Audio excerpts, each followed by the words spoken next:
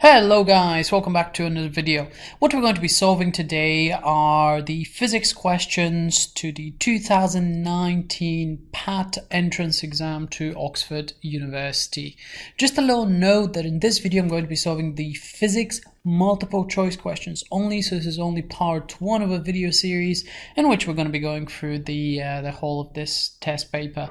Before we get started with the questions, just a little note that these are not official solutions and these are just my solutions only. If you find a mistake or an easier way of approaching a problem, please get in touch. Okay, well, let's have a look at the first physics question, which is question 3.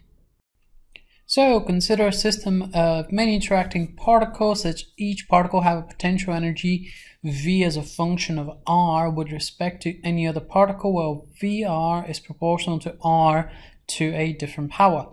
Now the potential energy, there are different types of potential energy. There is electrostatic potential energy, for instance. There is gravitational potential energy. So I imagine that this integer n depends simply on the relationship with the type of potential energy, where r is the distance to another particle and n is that integer. For such system, the Varial Theorem relates the time average total kinetic energy of all the particles. Now, these symbols over here, all they mean is essentially that we're talking about the time averaged total kinetic energy. So these symbols means time average, so nothing to worry about. To time average total potential energy as follows. So 2 brackets T total is equal to N brackets V total. Okay, so this here is the kinetic energy and this here is the potential energy. If the particles in our system interact only via gravity, so this is really important. Now the potential energy for gravitation is actually proportional to 1 over r. So let's call the gravitational potential energy, let's call that VR in this case. Normally it's just given GPE or a different symbol. It's given by the expression minus GMM over r. So all of this is a constant, so we can say that VR is proportional to r to a power of minus 1. Well, hang on a minute. Over here it says that VR is proportional to r to a power of n. So this means that in this case, n is actually equal to minus 1. Okay, so if the particles in our system interact only via gravity, what is the time averaged total energy of the system? Well, we know that total energy, so let's say that E total is actually the sum of the kinetic energy and the potential energy, and we know that from thermodynamics. So total energy, let me just write that in words just to be super clear, is kinetic energy plus potential energy.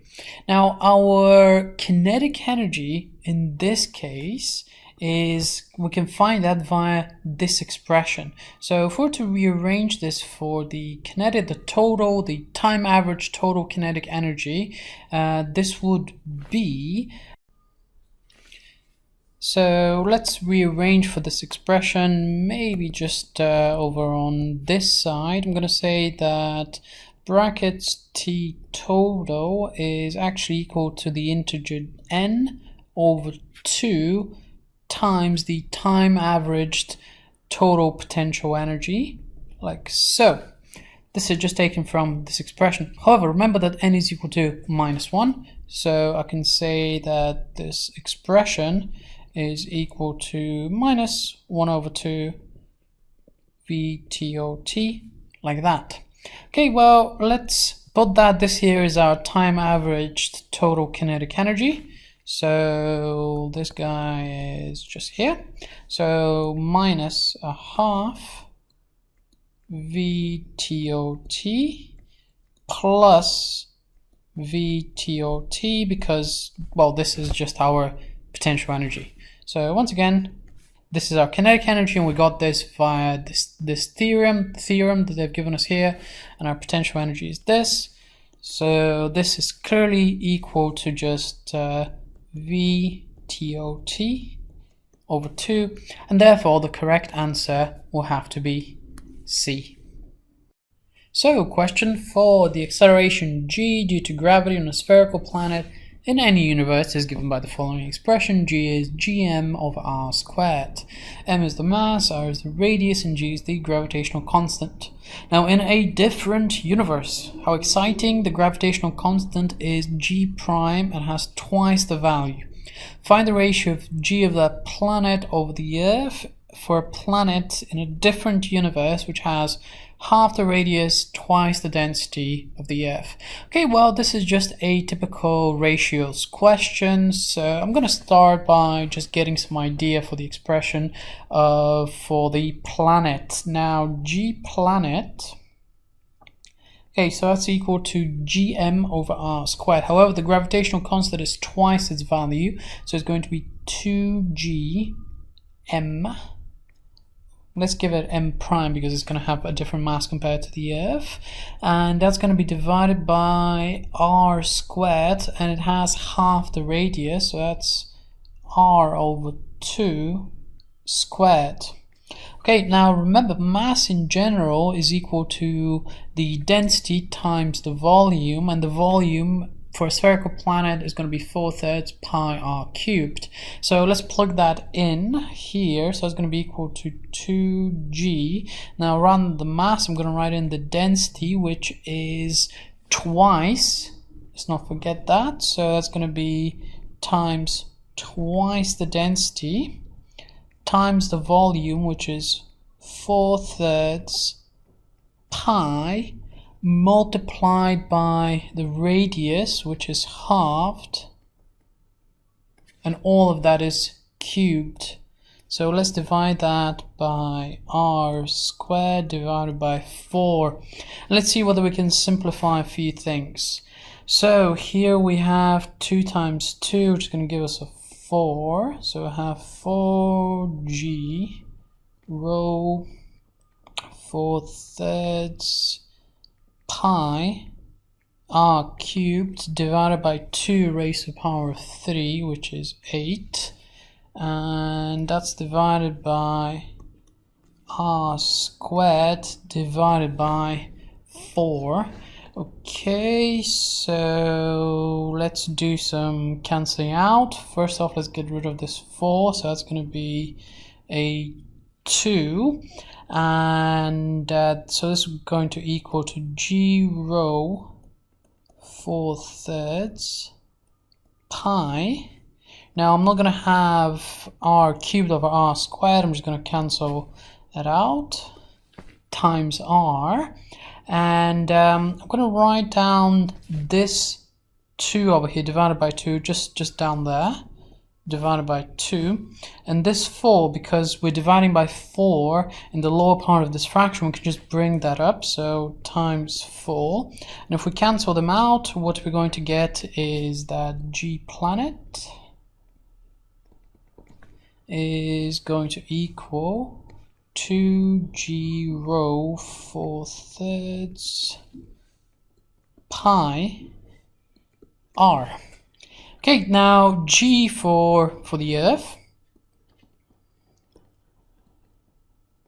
is just gm over r squared, which is just g. Now the mass is the density of the Earth, which is rho, times the volume, which is 4/3 pi r cubed divided by r squared. So that's just g rho 4/3 pi r. Now we can clearly see that g planet over g Earth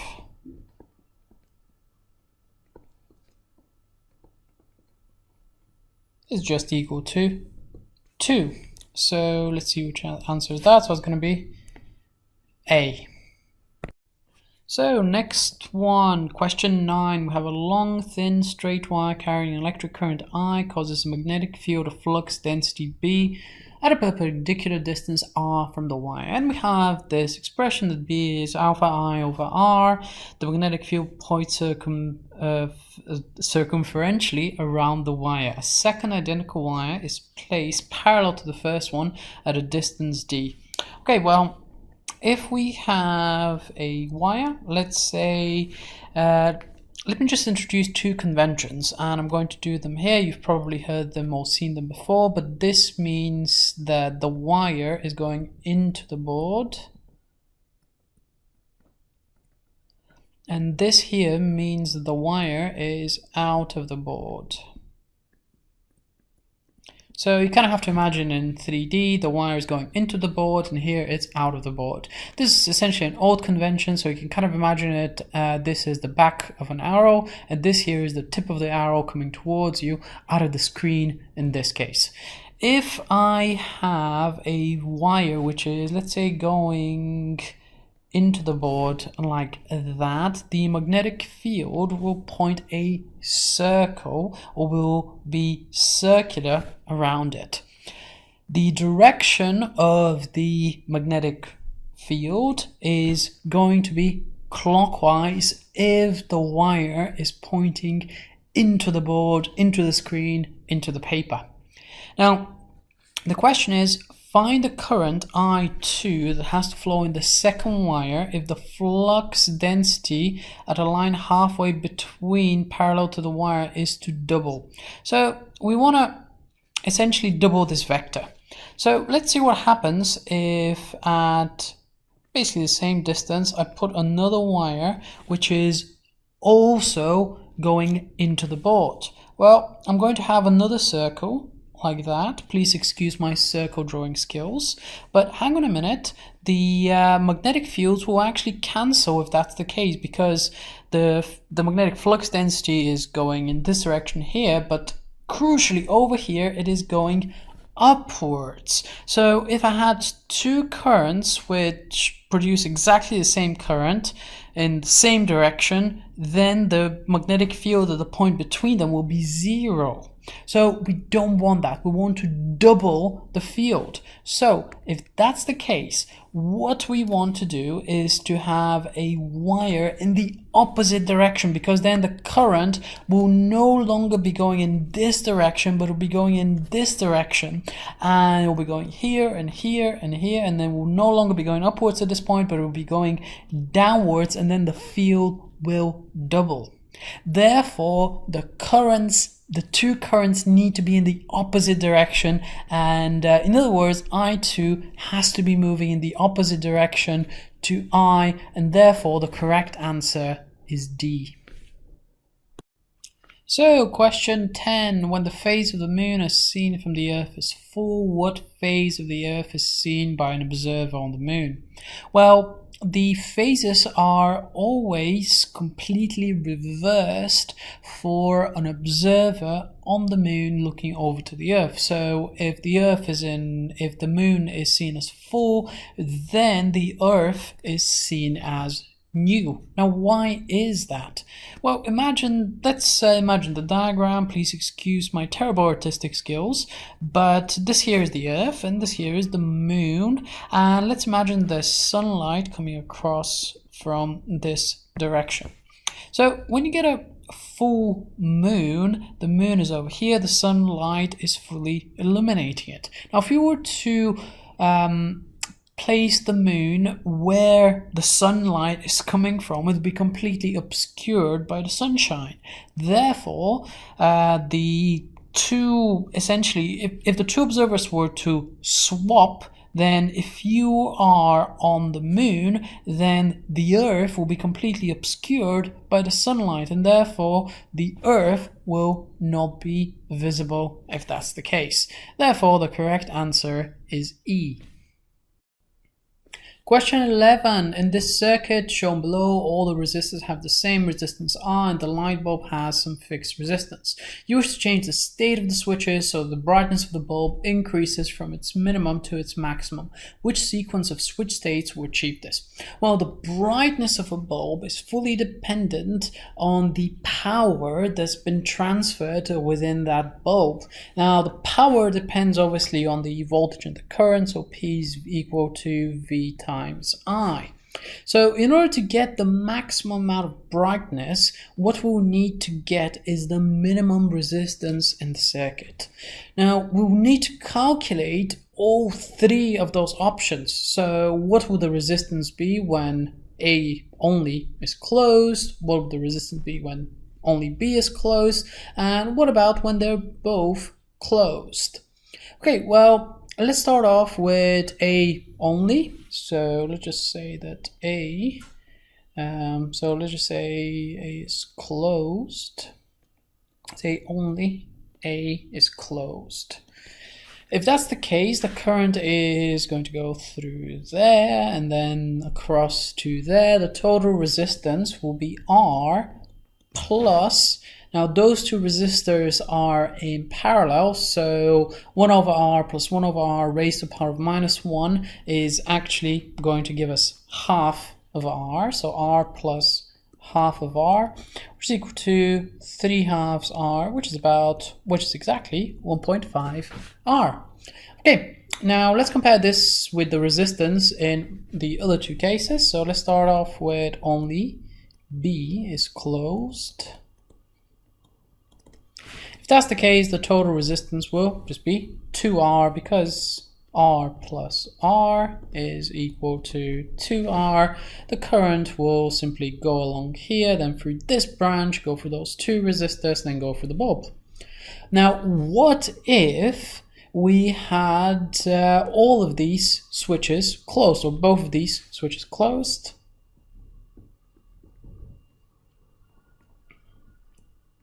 Then we're going, we're going to have this branch here in parallel with the other one. So the total resistance when both of those are closed will be equal to 1 over. Now we're going to need the total resistance in this branch, which is 3 halves R plus 1 over the resistance in the lower branch, which is just 2R raised to the power of minus 1. Okay, well, this is equal to 2 over 3R plus 1 over 2R raised to the power of minus 1. Now let's put these fractions under a common denominator. So the first one, I am just going, so let's say the common denominator is 6. The first one I just need to multiply by 2, so I'm going to get 4 over 6R plus 3 over 6R raised to the power of minus 1, which is equal to 4 plus 3 is going to give us a 7 over 6R raised to the power of minus 1, which is equal to 6R over 7. Just to put this into perspective, this is equal to about 0.86R for to place it into a calculator. So this here is going to mean that we're going to have the lowest overall resistance in the circuit, therefore the brightest setting of the bulb. The one where we're going to have the least brightness is when only B is closed. So this one here is going to be least. This one here is going to be maximum, and this one here is going to be in between, therefore the correct answer is C. Question 12, we have an organ pipe which is open at one end and closed at the other. The lowest note you can play on this pipe has a frequency F minimum, and the speed of sound in the pipe is V. What is the length of the pipe?